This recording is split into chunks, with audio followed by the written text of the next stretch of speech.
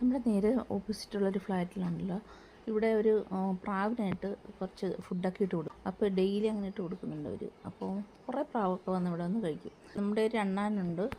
അണ്ണൻ ഇവിടെ എല്ലാം ഓടി നടന്ന് ഈ പ്രാവിന് കൊടുക്കുന്ന ഫുഡും എല്ലാം കഴിക്കും കേട്ടോ.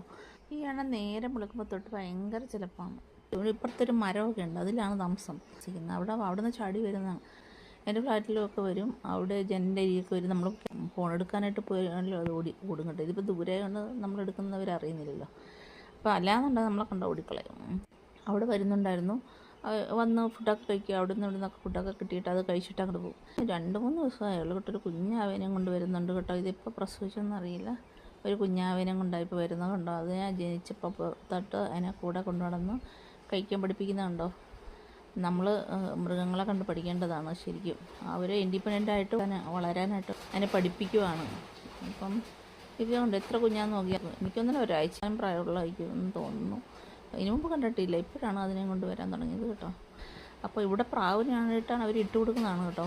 ഗോതമ്പാണോ എന്തോന്നാണ് കൊടുക്കുന്നത്. പ്രാവ് ഉപദ്രവിക്കുന്നൊന്നുമില്ല.